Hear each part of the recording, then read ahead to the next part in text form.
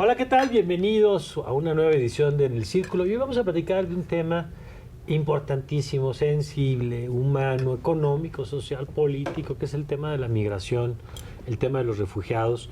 Y vamos a revisar en dónde estamos hoy, cómo se está comportando el tema, con la doctora Leticia Calderón Chelius, que es una experta en este tema desde hace muchos años, profesora investigadora del Instituto Mora, que me da mucho gusto saludar. Leti, ¿cómo estás? Muy bien, muchas gracias. Qué gusto volver a platicar contigo siempre en estos temas. Y también a Joana Roldán, ella es oficial senior de protección de ACNUR, que es la Agencia de Naciones Unidas justamente para la atención a los refugiados. Joana, qué gusto. Igualmente, muchas gracias por la invitación. No, hombre, gracias. Saludos, Leticia. Gracias a las dos. Y a ver, Leti, yo quisiera empezar contigo con que nos ayudes a darle la dimensión que tiene el fenómeno migratorio hoy, porque pues tú has estudiado esto y has visto las olas desde los momentos de mayor expulsión, cuando era una migración prácticamente de mexicanos, mayoritariamente, digamos, mexicanos, y luego los años en los que bajó, los tiempos de Trump, donde curiosamente eran niveles históricamente bajos. Me acuerdo que esta migración cero, ¿no? Entre los que iban y los que regresaban, y luego otra vez este punto donde estamos. Entonces, ¿dónde estamos parados hoy? Haciendo la mirada de lo que ha pasado con el fenómeno migratorio en México. Sí, claro. En el caso de México es muy notable, ¿no? Porque México tiene una experiencia de más de 100 años de migración. Entonces, obviamente, por mucho tiempo, te diría yo que por décadas, México se dedicó a estudiar el tema de la migración y era sinónimo de mexicanos en el extranjero. O sea, lo interesante es cómo se dio un cambio, digamos, hacia los años 90, que empieza a haber un flujo más visible. No es que no lo hubiera, pero se empieza a dar de manera más visible, sobre todo por la violación a los derechos humanos que se hace ya muy evidente. Y entonces hay ¿La violación en México o del Estados Unidos? En México, de quienes cruzan nuestro territorio, ¿no? O sea, porque este es un tema que obviamente se tiene que abordar en las perspectivas de quienes emigran, quienes transitan, quienes se incorporan a una sociedad y ahora, tú lo decías muy bien, quienes retornan también. Y esto se ha dado siempre así, pero lo importante, o yo creo que lo que impacta mucho es la magnitud, la visibilidad que esto le ha dado. Entonces, lo que decía es que justo en los años 90 hay un cambio interesante entre que los mexicanos, es el mayor repunte hacia inicios del siglo XX, de mexicanos que emigran. Y al mismo tiempo también, pues, ciudadanos de otros, vamos a decir, de la región latinoamericana, que también empiezan a migrar de una manera mucho más consistente. Es el caso de Sudamérica, por ejemplo, que no tenía una emigración tan alta, sino más bien una inmigración. Entonces, esto lo que hace es que cambia los patrones de migración que habíamos observado realmente por décadas. Entonces, aquí el tema es que empiezan a abrirse nuevas como perspectivas en términos de cómo atiendes a unos grupos y a otros, y a veces, y esto es interesante porque estamos cumpliendo en México 10 años de que se aprobó y se legisló ya la ley de migración, que es nuestra primer ley de migración, porque lo que teníamos antes era ley de población. Durante un siglo en México lo que con migración se atendía a través de la ley de población. Entonces, esa ley lo que hace es que rescata estos fenómenos, ¿no? Emigración, inmigración, tránsito, pero se quedó corta. ¿Por qué? Porque en el momento en que se estaba discutiendo, realmente no se consideraba tanto el tema de la inclusión, en la integración o de los extranjeros que deciden y optan por hacer de México su país, salvo algunos, ¿no? Nunca ha pasado del 1% de la población mexicana, de las personas que radican siendo extranjeras.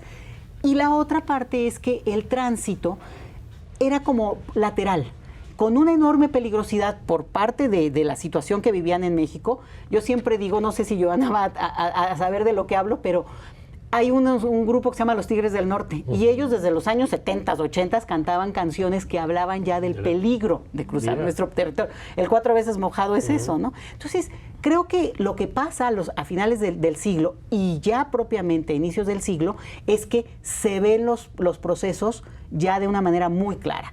La emigración, los mexicanos radicados en el extranjero, que ya son un porcentaje muy importante de la ciudadanía mexicana, ahora ampliada con sus hijos y sus nietos, pero en ese momento, digamos, vamos a ponerlo de quienes nacieron en nuestro país, y posteriormente ya una comunidad extranjera mucho más visible en términos de nuestras leyes también, la propia ley ya lo manifiesta, y del tránsito, que yo creo que el tema que nos ocupa mucho y que incluso jala a los medios de comunicación y que a veces es el tema en lo que creemos que se queda la migración es el tránsito. Y no, tenemos los otros componentes. Y no se me olvide decir que los años de la deportación, que fueron más bien los de Obama, ni siquiera Trump, fueron como lo que permitió visibilizar el tema de la migración mexicana, pero también del retorno forzado de una manera impactante, porque en un corto tiempo 2 millones de mexicanos regresaron al país, ¿no? Entonces, aunque no había una migración tan alta, en niveles de migración. Bueno, ese es un punto que no me podría alargar demasiado, pero había una discusión más de demógrafos que denominó a la migración mexicana como migración cero. Y el tema aparenta que, bueno, migración cero es nada, ¿no? O sea, pero como si no se fuera nadie, cuando no es eso. Claro. Cuando lo que ocurrió es que se dio un equilibrio demográfico en términos de que también tiene que ver por la demografía mexicana, el punto de mayor expulsión fue hacia el 2005. Por nuestra demografía y por las situaciones económicas, políticas, lo que ustedes quieran, pero ese es el punto. Y después hay un cambio en esa tendencia que con la deportación lo que hace es esto que tú dices, salen, pero también regresan y entonces se hablaba ya, y se usó políticamente en su momento como una migración que ya no ocurría, ¿no? Entonces, nunca dejó de haber... Claro, bajamos de los 400,000 a los 100,000 mexicanos por año. Es verdad que es un cambio muy brutal, pero no quiere decir que dejó de haber nunca esta migración. Y en este punto, después de este recorrido que nos ha hecho Leticia, ¿en dónde nos encontramos hoy? Cuando hablamos de los números de migración, ¿de qué proporción, de cuánta gente estamos hablando? Sí, pues yo voy a hablar desde la perspectiva de la protección internacional a personas refugiadas.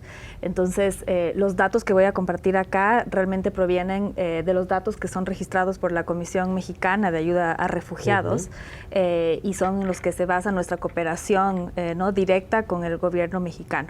Y efectivamente, Leticia decía, la ley de migración es reciente, pues la ley de refugiados también es bastante reciente, es del 2011 y fue concebida en un momento donde los números de personas que llegaban a México para solicitar la protección del Estado mexicano no rebasaban las 2,000 por año.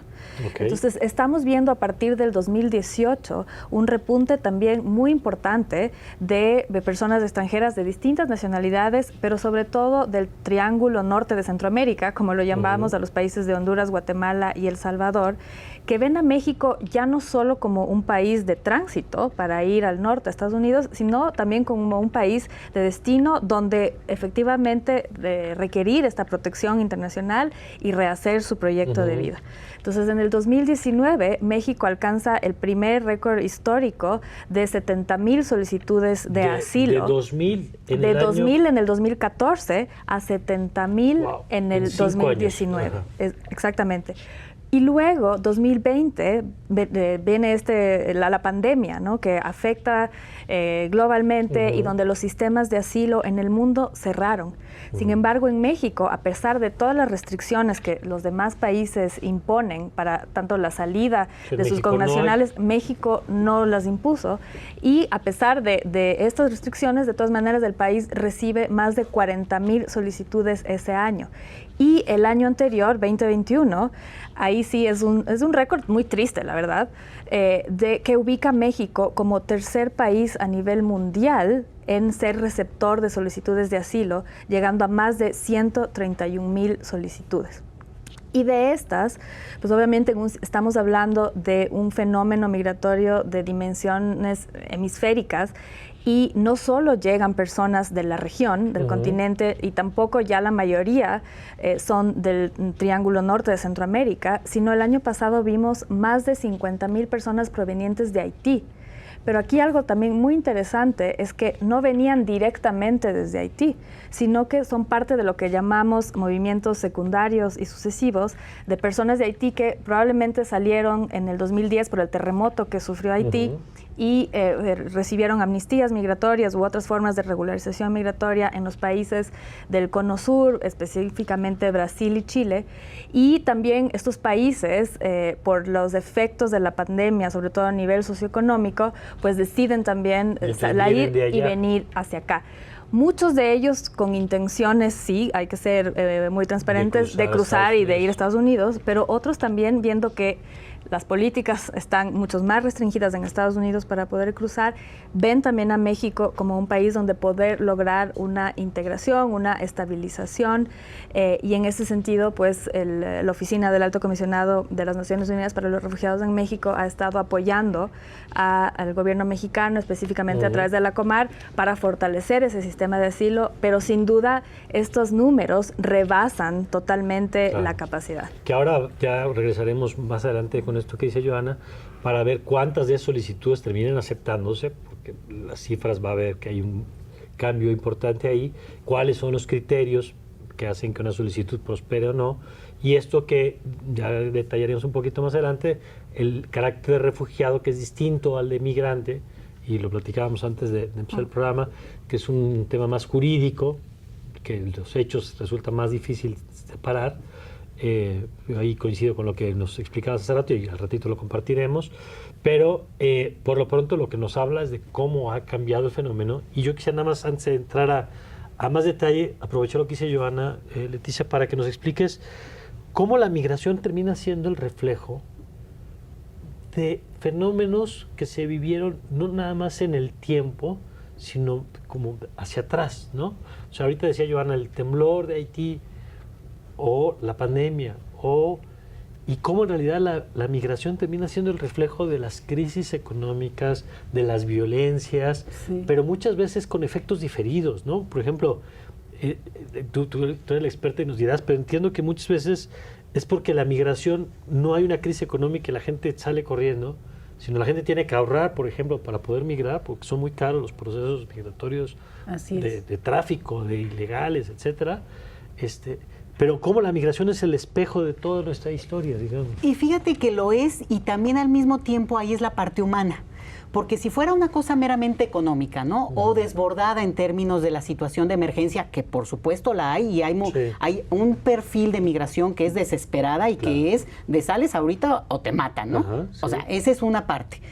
Pero la otra tiene que ver con una cuestión donde también se reconstruyen redes sociales, y no son las del Twitter, no. Redes sociales en términos sociológicos. Sí, de familias, de amigos, de vínculos, de comunidades. Y por eso tenemos en todos los países del mundo, y esas son como patrones de la migración en las que hay comunidades que migran, y además migran a un lugar. Y tú dices, ¿por qué hay poblanos en Nueva York y no se fueron?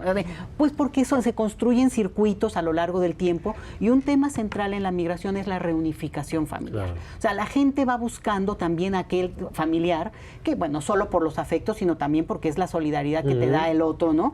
Y esto permite entender no solo los flujos de un lado al otro, sino también cómo se van construyendo las rutas. Entonces, por ejemplo, Johanna mencionaba cómo México tenía muy baja solicitud de refugiados en nuestro país. Bueno, pues porque tiene que ver en gran parte con esa política estadounidense que se fue dando a lo largo de un debate interno, de un cambio incluso de la cultura política estadounidense que está en plena ebullición en este tema, en el cual pues obviamente pasaron de un discurso que sí cambió notoriamente las reglas del juego, que permitían que México fuera un país de tránsito siempre. ¿Por qué? Porque geografía es destino.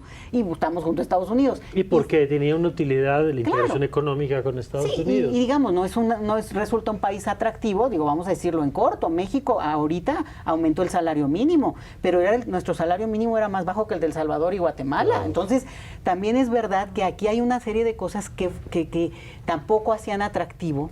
Y la violencia en el país tampoco es que en México que fuera atractivo. Sin embargo, en una situación extrema en la cual no hay posibilidades también de avanzar, bueno, se empieza a ver como este es un país enorme, ¿no? A ver, nada más para entender esto que nos estás diciendo, lo que tú dices que estos datos de aumento, además de los factores locales de cada país, como el tema de Haití, que nos decías el tema del temblor, o temas de procesos políticos, como a lo mejor el caso venezolano, que explica migraciones como la de Colombia o la tensión con la frontera colombiana o el propio caso mexicano o las crisis argentinas, ¿no? También que en los 90 justamente explican.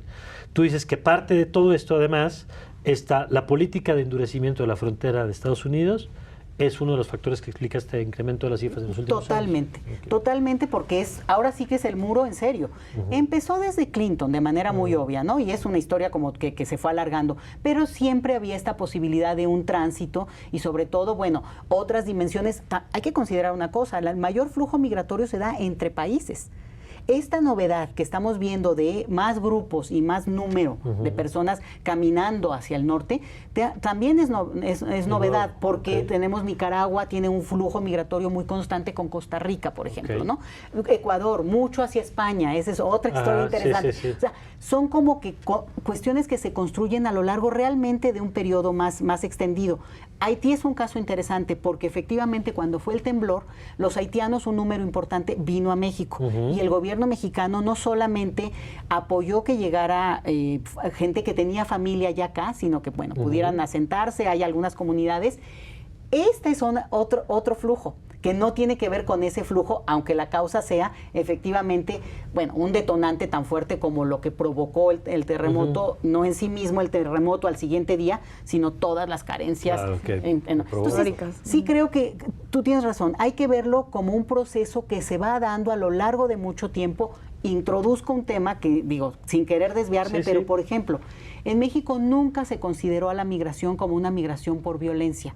Siempre hablábamos de una migración económica, de los estados del centro. México, la de México, ¿no? La de México siempre. Incluso cuando yo empecé a trabajar el tema más de exilio mexicano, era como la loquita del pueblo, porque, no, salvo los Flores Magón, el principio del siglo XX. O sea, la gente se va por economía, no por economía, reunificación familiar, porque todo el mundo tiene un familiar en Estados Unidos y pues vas a echar a hacer, digamos, la apuesta por mejorar la economía. Incluso, tú lo decías al inicio, toda esta economía familiar en torno a cuál de los miembros de la familia se va a ir como el primero de todo un grupo que al final de cuentas se va llevando a otros y es parte de esta construcción de redes.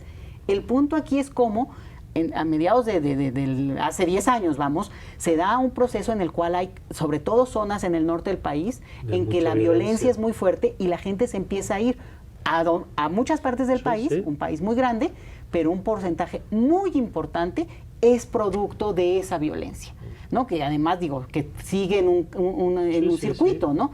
Y, por ejemplo, tienes un perfil de migración que nosotros no teníamos así que es la clase media y media alta, en el norte del país, pues que se traslada, ¿no? Digo, y tienen ciertos arreglos tipo de Monterrey a McAllen, ¿no? Sí, donde viven de un lado y trabajan del otro, porque y van pueden a servicios hacerlo. médicos de un lado. Y claro, porque pueden hacerlo y tienen un tipo de visado escolar, van a ir resolviendo, ¿no? Esto sí es algo de los últimos 10 años, vamos a decirlo. Entonces, yo sé que estoy hablando más de la migración un poco mexicana, pero se junta.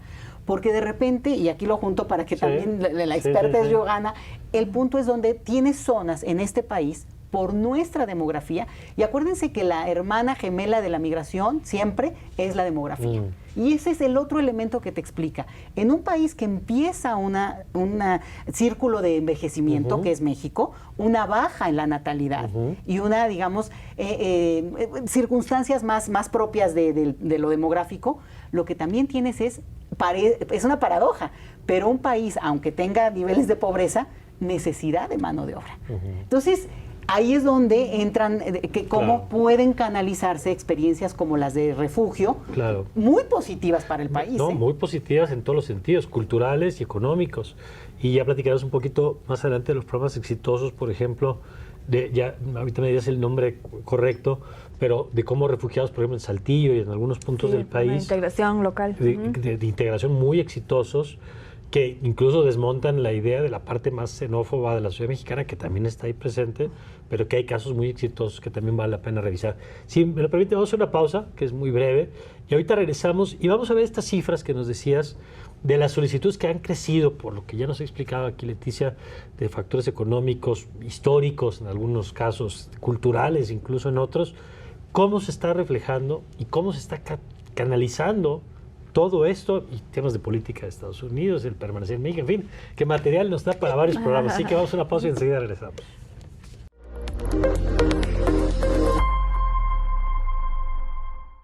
Bueno, estamos de regreso y a ver, Giovanna, nos dabas datos y sí es muy impresionante. Ya platicaremos un poquito más adelante de cómo políticamente el tema también ha crecido, ¿no? Sí. Y se ha convertido en una bandera, sobre todo en Estados Unidos, muy importante. Y las cifras pues, son muy apantalladoras en términos del crecimiento. Pero primero, de esas personas, ¿cuántas terminan? ¿Cómo es el proceso? Y me tengo que ir un pasito atrás. ¿Cuál es la diferencia entre el refugiado y el migrante? Porque tú decías, desde ACNUR atienden a los refugiados.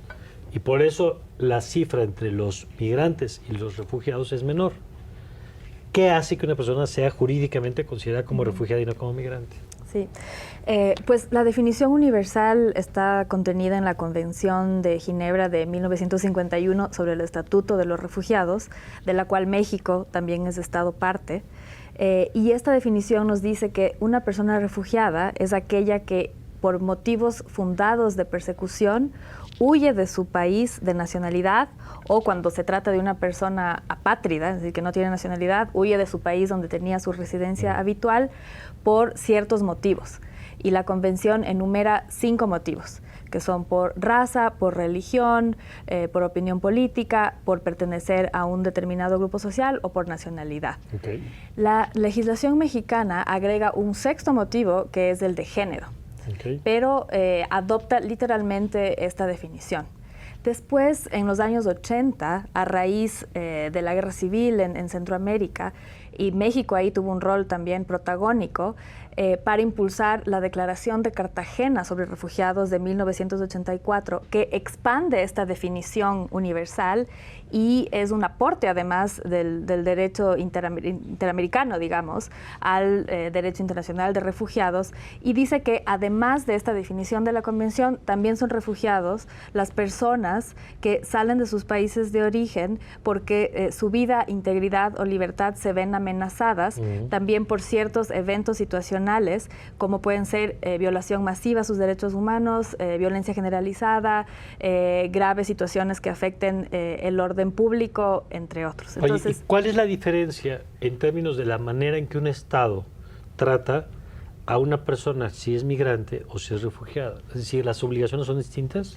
Sí, la piedra angular de la protección internacional a personas refugiadas es la no devolución. Okay. Entonces creo que la diferencia fundamental está en que una persona refugiada sale porque huye de la persecución por estos motivos que he enunciado anteriormente, y por lo tanto no se le puede regresar porque su vida estaría, o la de su familia, estaría en riesgo.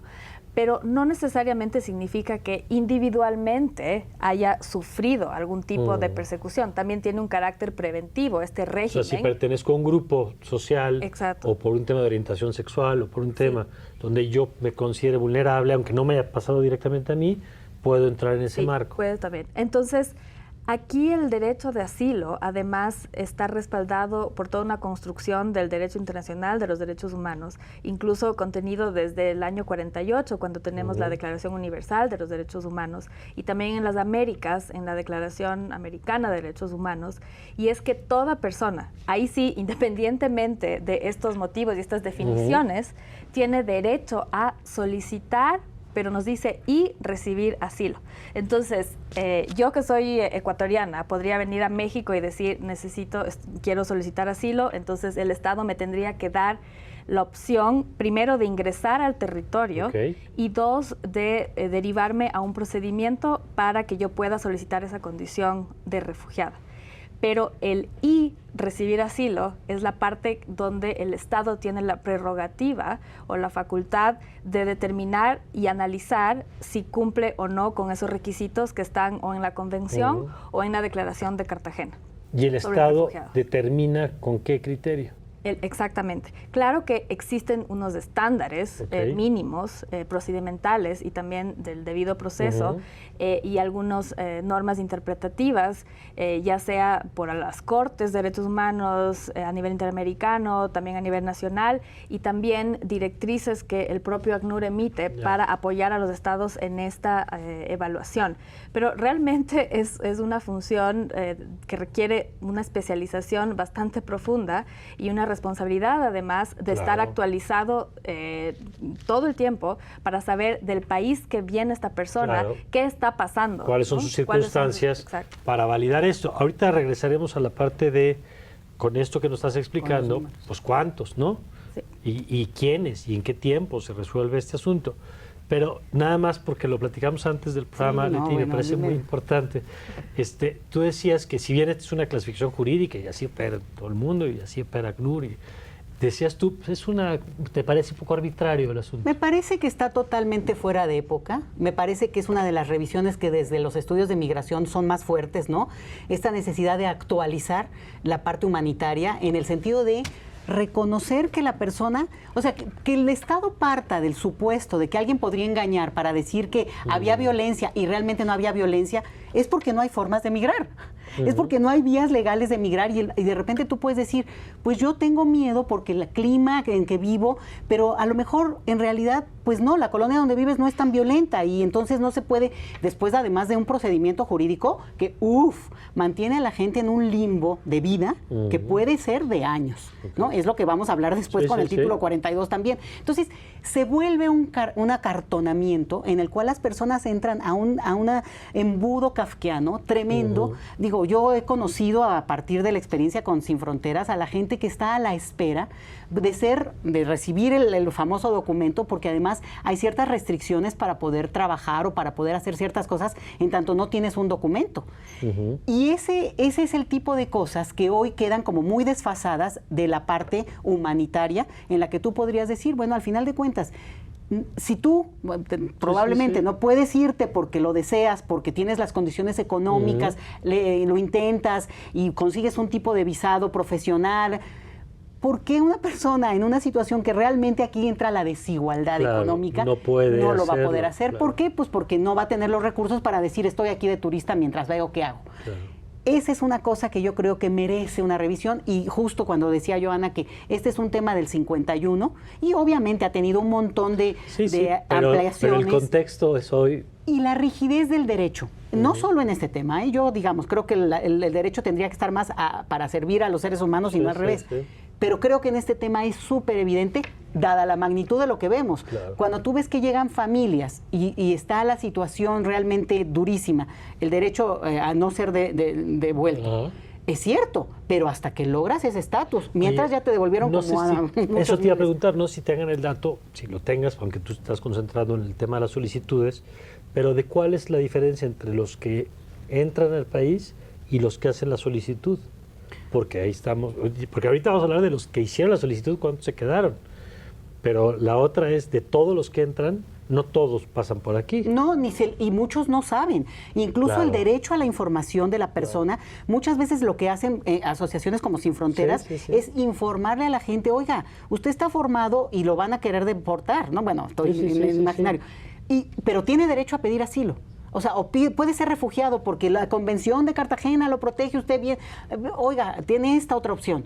Y la gente en realidad muchas veces no lo sabe. Ahora, de que quiera seguir esa ruta, también implica que reconozca un hecho que es fundamental en esto, que ya no avanzaría hacia Estados Unidos en caso de que fuera su decisión, porque tendría que esperar el trámite, y ese es otro elemento importante, que tendría que esperar el inicio del trámite que ya ha hecho andar, en el lugar donde lo hizo. Entonces todo el mundo está en Tapachula. Claro.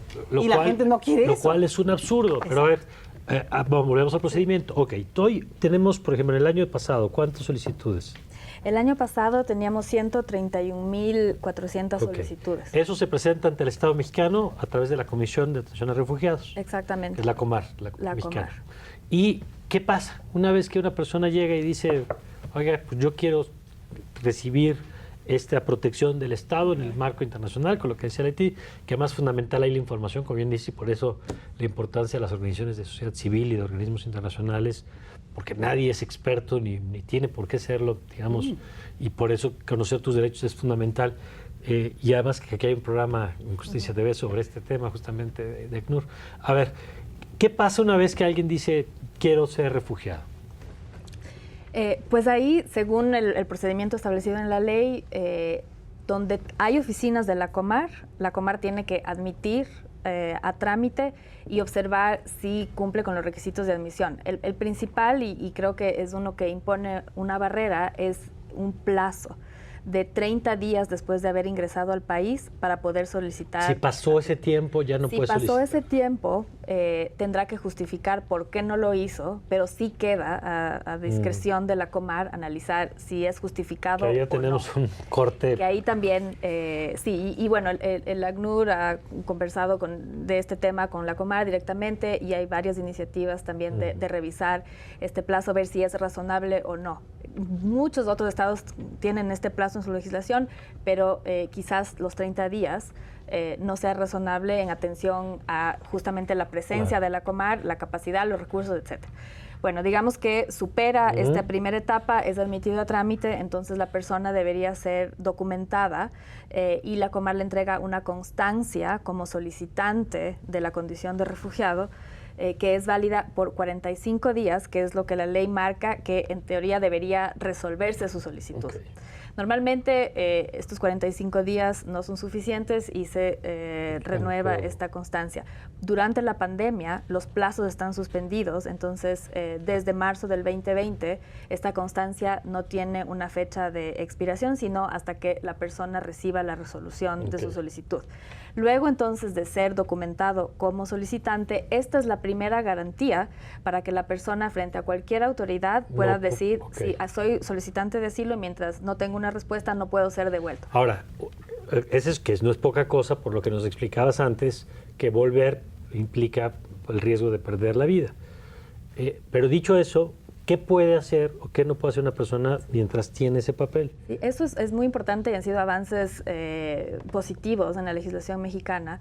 Los solicitantes de asilo en México, con este documento, primero obtienen una estancia migratoria temporal, ¿no? La tarjeta de visitante por razones humanitarias.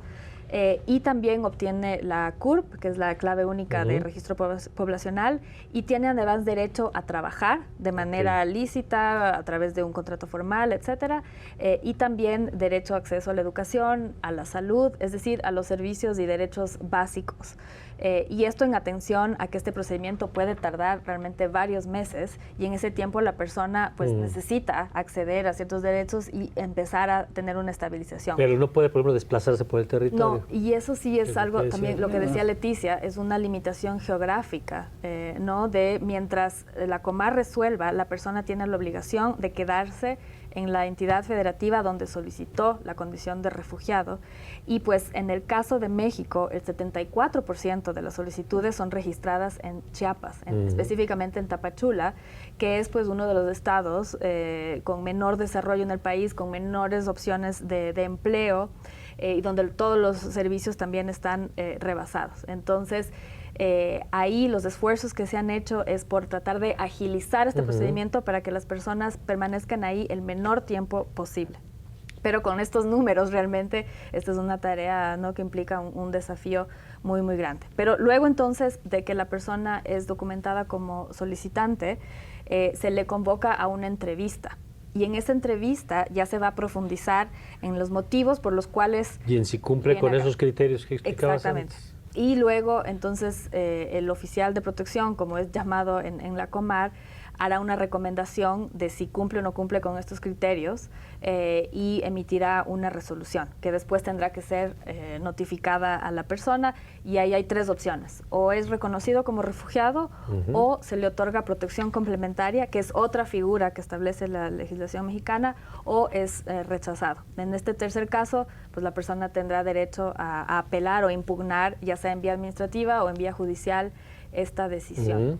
Y una vez con la resolución, en el caso de ser positiva, entonces ahí la persona podrá también tramitar su residencia permanente en México. Con lo cual ya se encuentra en otra estatus. Sí, totalmente otro. Nada más para cerrar esto, de los 120,000, por ejemplo, del año pasado, ¿cuántos tuvieron resolución? Sí.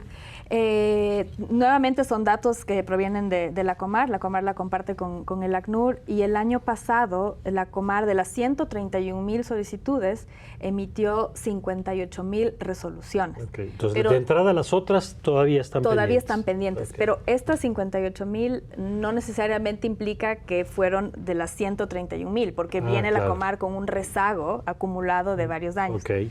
No obstante, es para la Comar, estos 58,000 resoluciones emitidas en un año es un récord también y significó un incremento 4 veces comparando con lo que emitía en el 2018. Okay. Y de esas 58,000, ¿cuántas resultaron favorables para la persona que el lo solicitó? 74% de estas 58,000 resultaron ya sea en reconocimiento como refugiado, la gran mayoría, y otro margen menor en protección complementaria. Pero 3 de cada 4 más o menos. Exactamente. Es también una tasa de reconocimiento positiva de las más altas a nivel mundial. Entonces, y eso da cuenta de las necesidades de protección internacional de la población que está solicitando en México. La mayoría de estas personas eran de Venezuela. Ellos tienen una tasa bastante alta de reconocimiento y esto también el ACNUR oficialmente lo ha dicho. Casos de Honduras, de El Salvador, de igual manera. Entonces, son la mayoría que obtienen este reconocimiento en México.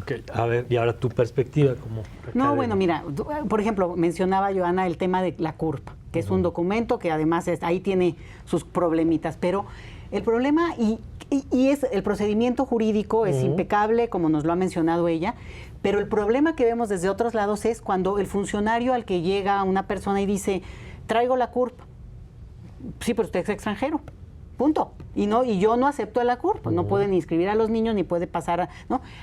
Ese es un asunto que ya rebasa el mecanismo de lo que nos están explicando ahora y creo que es un llamado también a entender que hay todo un procedimiento en el cual, bueno, si la persona logra superar todas esas barreras, bueno, pues al final de cuentas, legítimamente nadie podría tener ninguna observación al respecto. Ninguna. El problema es que eso ocurre todos los días, incluidas las personas retornadas a su propio país como son los deportados mexicanos, ¿eh? Entonces, este es un problema grave. Digo, yo estuve hace una semana con gente en RENAPO y discutiendo este tema porque es grave. El Registro Nacional de Población. Sí, que es quien da la CURP, ¿no? Bueno, y además la CURP menciona, ¿no? Tiene en su clave, hace una alusión a que la persona es extranjera. Entonces, siempre ahí hay un prurito. Lo vimos mucho cuando inició la vacunación contra el COVID, por ejemplo, ¿no? Que no se van a vacunar extranjeros. Bueno, pues nada más con que no se me muera junto, ¿no? O sea, ¿cuál es el punto? ¿Cuál es o sea, ese tipo de absurdos que ocurren en otros países que nosotros no deberíamos imitar, como se vio en algunos momentos más duros en Estados Unidos. Ese es por un lado. Ahora, el otro es que efectivamente aquí el asunto es el documento jurídico, que yo decía, bueno, ya pueden trabajar. Tenemos que el porcentaje que mencionabas es brutal. El 74% de quienes están con este trámite están en Tapachula, además ni siquiera en Chiapas. Sí. Muchos le mencionan la ciudad cárcel. Porque entonces incluso tu competencia laboral, aunque sea en un trabajo muy bajo, de muy bajo salario, pues todavía es peor. Claro. Y entonces toda la demanda, por un lado es interesante porque ha generado una economía local, porque la gente trae algún recurso, algunas familias que les pueden mandar, hay diferentes perfiles económicos, tampoco todo mundo es lo más pobre de lo más pobre, aunque los hay, y eso ha generado, por ejemplo, todo el alquiler, todo el comercio local, los restaurantes que de repente han dinamizado la economía, pero también la demanda es muy alta, porque la concentración es altísima, y tenemos el otro extremo, donde hay lugares en este país que podrían recibir mano de obra. Ahora, también hay parte de un mito, porque no toda la gente que era campesina va a poder trabajar en una maquiladora o quiere. Claro. O sea, también esa es otra cosa, pero creo que es un tema de discusión. Y sin embargo, también decir, y esto creo que es muy importante, que claro, nosotros teníamos muy baja tasa de solicitantes de refugio. Y abruma cuando uno dice 100,000. Sí, pero en realidad no es para un país de 130 millones de habitantes. Eso es lo que quiero decir. Claro. No debemos, para empezar, porque es su derecho. Así es. Como es el derecho de hoy, 12 millones de mexicanos que viven en Estados Unidos, más sus hijos y sus nietos, que siempre nos enorgullecemos de decir, 38 millones. ¿Cómo llegamos a esa cifra? Ahora, 100,000, más bien, quiero manejarlo así, porque si no, claro, en esa proporción en el tamaño de la población de este país. Claro, y del territorio que somos, ¿no? Que somos un territorio enorme. Claro, si todos se concentran en una ciudad, pues efectivamente eso trae problemas muy serios. Lo mismo hacia la frontera norte, ¿no?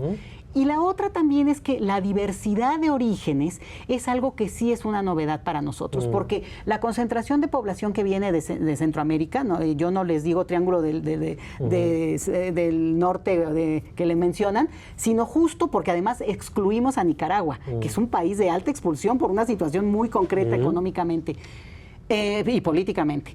Y ahí es como que una dinámica que ha sido muy conocida para los mexicanos. No hay una comunidad muy grande de Centroamérica, la hay, pero no tan grande como puede ser, digamos, las sí, pero ahora tienes perfiles distintos. Claro, de repente tienes una población, mencionabas venezolanos, que son de los grupos, de los países que menos venezolanos tienen en toda la región latinoamericana. Basta ver Colombia, que claro son cosas. Y hoy abierta esa frontera maravillosa es otra cosa. Pero los tienes en Brasil, los tienes en Chile, por la dinámica política de aquel lugar. Pero México tiene realmente un número. Si lo ponemos en números, ay, bueno, pues ahora sí que invítalos a tu casa, ¿no? Siempre me salen con eso. El punto es que, en términos de la región, este país ha recibido muy poco número. Por supuesto. Tienes otro grupo al cual le resulta atractivo México por, ahí sí, redes, familiaridad, pues porque, bueno, al final somos encantadores, Mario, hombre, vamos. Cuba. Los cubanos vienen a México, hay una comunidad ya asentada en nuestro país de hace tiempo y realmente tienen muchos problemas. Es de los países que más problemas tienen para que la autoridad mexicana les reconozca, porque aquí entra el otro asunto de si el Estado mexicano reconoce la situación conflictiva, extrema de ese país. Claro, pues si tú dices que todo está bien...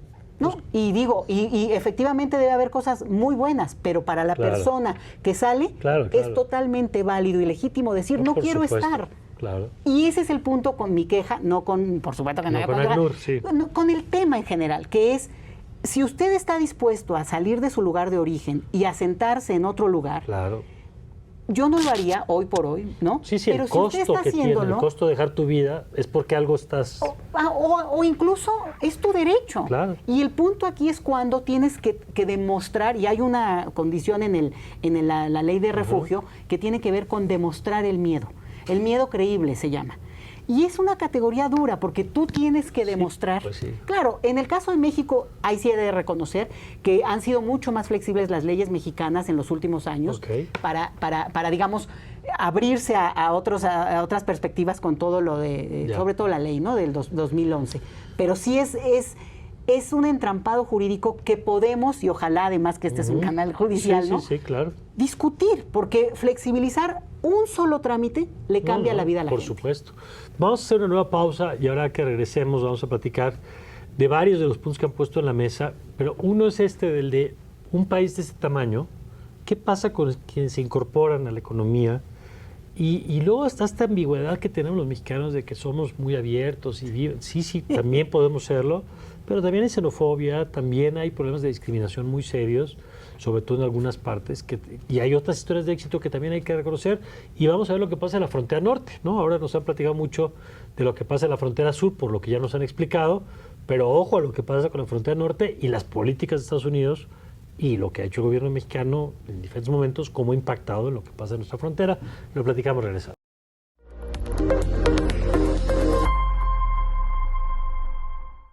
Bueno, a ver, yo quisiera detenerme en este segmento, Johanna, en esta parte de las historias positivas, que han hecho un trabajo muy interesante con algunas comunidades en el país.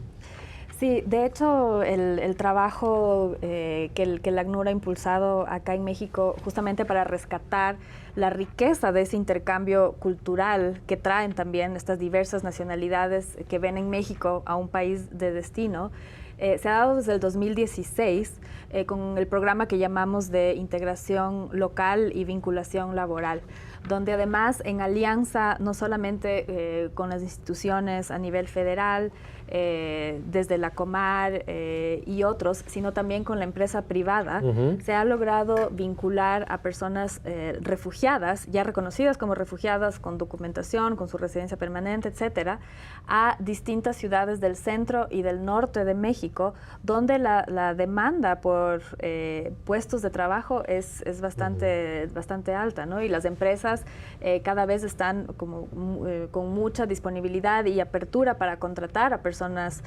refugiadas. Entonces, desde que inició este programa en el 2016 hasta la fecha, van más de 25,000 personas que se han beneficiado de este programa. Ahora, la pregunta que siempre nos hacen es, ¿y cuál es la tasa de permanencia, ¿no?, en este programa? Y pues afortunadamente vemos que alrededor de un 80% de las personas en el primer año que están integradas en este programa permanecen. Y lo mejor es que salen de la línea de pobreza. Si tienen familia, los niños y niñas están también vinculadas al sistema educativo, logran ya independizarse y tener su vivienda, ¿no?, rentada. Pero hay sí algunos casos de familias que han podido obtener préstamos del Infonavit, me parece que se llama la institución, etcétera. Y con todo esto hicimos un cálculo con 18,000 participantes de este programa, se logra recaudar en promedio 105 millones de pesos, recaudación fiscal. Y si esto comparamos con el presupuesto que la Comar necesita en un año para poder mantener todas las oficinas que tiene, el personal, etcétera, que es de 166 millones de pesos, pues vemos que tan solo con, que se podría equiparar. Entonces, no es que las personas representan una carga, ¿no?, para el Estado, sino también son contribuyentes. Además, tienen también obligaciones frente al Estado y una de estas es obligación tributaria. Pero vemos en el día a día también muchas historias muy bonitas, ¿no?, de integración, de inclusión, de familias también ya binacionales, ¿no?, multiculturales. Y también esos encuentros y ese lado humano es el que queremos rescatar, y también estamos fomentando ahí proyectos en comunidades, ¿no?, que no solamente benefician a población refugiada, sino también a la población mexicana. Claro, porque los países se enriquecen con la migración, o sea, culturalmente, ¿no? A veces nos llenamos la boca la migración española, ¿no? Y sí, claro, por supuesto, porque fue importantísima y aportó y ayudó a la construcción de instituciones. Y lo mismo pasa con la comida y con todas las cosas que la migración trae, ¿no? Pues es que más bien esta obsesión nuestra de separarnos por supuestos orígenes nacionales, pues es que es totalmente artificial. Digamos, simplemente la dimensión de país que tenemos en términos regionales da para cuántos países de Europa, ¿no? O sea, para empezar. Sí. Pero aquí hay también una cosa muy padre que tiene que ver con que, y esa es la información que hay que dar, también este es un país que tiene un cambio profundo en términos, por ejemplo, educativos. Ha habido, porque los últimos 50 años, pues una inversión importante en términos de romper el alfabetismo. Y eso también ha modificado la educación. Y por tanto, este país ha crecido y avanzado y puede incorporar nuevos trabajadores en muchos sectores. Y ojo, este es otro, bueno, es como lo de los médicos cubanos, ¿no? Vaya que se necesitan, pues sí, claro que se necesitan. Si tú tienes déficit en algún campo, por eso, y yo creo, por eso siempre que las fronteras son artificiales, ¿no?, que al final de cuentas simplemente es un complemento. Y estos programas que ha impulsado ACNUR, creo que deberían de ser como mucho más conocidos y públicos, las historias mismas, porque han ocurrido siempre, a lo mejor de manera personal, ¿no? El que puso un negocio o el que era el compadre de la familia y que era de no sé dónde, pero puesto ya como un programa, lo que nos muestra. Y voy a tomar otra vez el ejemplo de mexicanos en Estados Unidos. Durante mucho tiempo una forma de, digamos, defender a la comunidad mexicana ha sido demostrar el valor en términos de lo que aporta en muchos campos, pero uno es el económico. Entonces me gusta mucho que lo tomen y que se mencione, porque es siempre esta cosa donde es que si yo no tengo, ¿cómo les voy a dar? Siempre es un argumento, ¿no? Seguramente te lo dicen. Es que si aquí ese no hay... Ese empleo que era de un mexicano y ahora tiene... Este es un país muy desigual, es un país con partes muy pobres. Pero eso quiere decir que, o sea, eso no quiere decir que porque llegue otro se lo va a quitar, ni mucho menos se va a hacer más pobre. Simplemente quiere decir que lo que hay que hacer es mejorar juntos y todos. Y se anuncia una cosa, si este país le va bien y mejora aún más, va a haber más migración porque eso es parte. Y porque Estados Unidos es el gran receptor, pues porque es la potencia en términos de atractivo económico, claro. Ahora, en los minutos que nos quedan, porque tenemos que hacer más programas, porque hay mucho material con ustedes y muy interesante, pero la frontera norte, Leticia, porque tú decías que no se podía, o que hay que entender el fenómeno también del aumento de las solicitudes en función de las políticas de Estados Unidos. ¿Qué hemos visto y dónde estamos hoy? Sí, pues dos políticas como muy concretas, ¿no? El famoso Título 42, que fue una medida estadounidense para hacer que las personas que son solicitantes de asilo allá, o sea, las que están decididas a pedir asilo político, asilo en Estados Unidos, se queden en México a esperar su turno burocrático. Y claro, eso junto con el momento en que se instaura esta medida también para que la gente no cruce, que es con lo de la pandemia, ¿no? Entonces, hay una discusión que obviamente es muy política de Estados Unidos, muy propia del el entrampado electoral, y que ahorita en este momento sigue vigente. No sé, o sea, digo, ya quitaron, ya me equivoqué en la parte de cuál es cuál de los dos modelos, pero lo que quitan uno de los programas, el Quédate en México. El Quédate en México, pero todavía no se aprueba cómo se va a hacer. Entonces, de facto, pues sigue vigente. Entonces, parte del problema es que deja a la gente en el limbo. Son personas que no quieren pedir asilo en México, no es su decisión. Sí. Están dispuestas a aguantar el tiempo. Pero están en México. Y claro, es obligación del Estado mexicano dar condiciones. Se han abierto albergues importantes de un número importante también para tener a la gente en Tijuana, en Ciudad Juárez. Pero, bueno, pues obviamente son insuficientes. Estás hablando de un monto casi de 100,000 personas en alguno de estos programas, en alguno de estas trampas. Pero a la vez, y esta es la parte, digamos, dura, bueno, también sabemos muy bien que la situación en el norte del país ha sido especialmente dura en términos de violencia, en algunas ciudades sobre todo, que es la ruta hacia Estados Unidos o la estancia donde las personas pues esperan. Entonces esto ha incrementado no solo la situación económica precaria. Es el drama, ¿no? Vas buscando refugio a Estados Unidos y te regresas a un estado donde hay veces que la vida también corre peligro, ¿no? O más, porque además eres un blanco fácil de identificar, porque al final de cuentas, justo, ¿no? Entonces con los niños es una preocupación de vulnerabilidad. Tremenda. El tema de la trata de personas es muy fuerte y que se junta con el tráfico, que no es lo mismo legalmente hablando, pero que ahí es donde entra, por ejemplo, el peligro de que se lleven a los niños o a los jovencitos y que entra muchas veces esto que si los bandas criminales, ¿no? Bueno, podría haber una discusión al respecto. Es muchas veces lo que ocurre en los estados, si hay, digamos, disposición en los estados mexicanos a apoyar estos procesos y a defender a las personas, o son parte también de la criminalidad, ¿no? Los propios estados. Entonces eso hay que decirlo porque ha hecho un cóctel tremendo. ¿Ustedes cómo ven ese tema?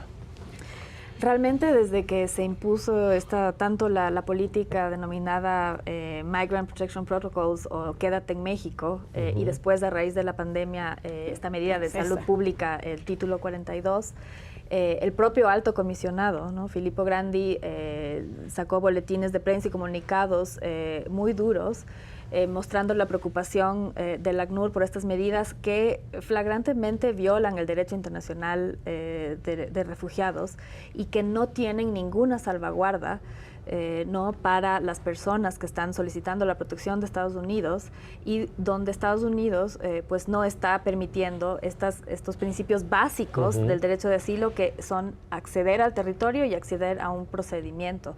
Y además otro muy importante, que es el permitir una asistencia jurídica para que puedan ellos navegar ese sistema de solicitud de asilo y también migratorio en Estados Unidos, que es bastante complejo. Entonces, desde el inicio, sí, el ACNUR ha mostrado gran preocupación, pero también frente al reciente anuncio hace 2 días ¿no? del gobierno de los Estados Unidos de que paulatinamente se va a terminar con esta medida del Quédate en México, también se aplaude ese anuncio y pues nuestra oficina en Estados Unidos está en conversaciones y dispuesta a dialogar y apoyar para que se vuelva a restablecer un sistema ordenado y sobre todo humano de acceso al asilo en Estados Unidos. De acuerdo.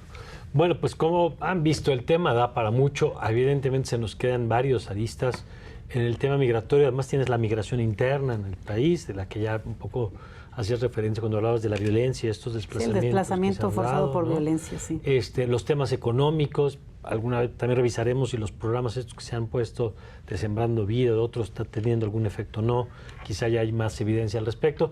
Pero por lo pronto creo que hemos tenido un panorama pues, de la complejidad del tema, de lo que pasa en la frontera sur, de los mecanismos. Y yo quisiera quedarme con lo que nos han dicho aquí Joana y Leticia, sobre todo en materia de cómo entendemos socialmente el fenómeno migratorio, entender esto que decía Leticia con toda razón, el tamaño del país en términos económicos, sociales, demográficos, y entender que la cantidad de personas, primero por razones humanitarias, tendríamos que ser creo que mucho más sensibles, hasta por utilidad, como lo que significa para un país cuando crece, cuando recibe gente que trae otras ideas de otra cultura y cosas que fortalecen a cada país. Bueno, pues muchas gracias, Joana. Gracias. Gracias, Leticia. Gracias, como siempre. Y gracias a usted. Yo le invito a que siga con nuestra programación aquí en Justicia TV. Soy Mario Campos y le deseo, como siempre, que tenga usted un magnífico, pero un magnífico día.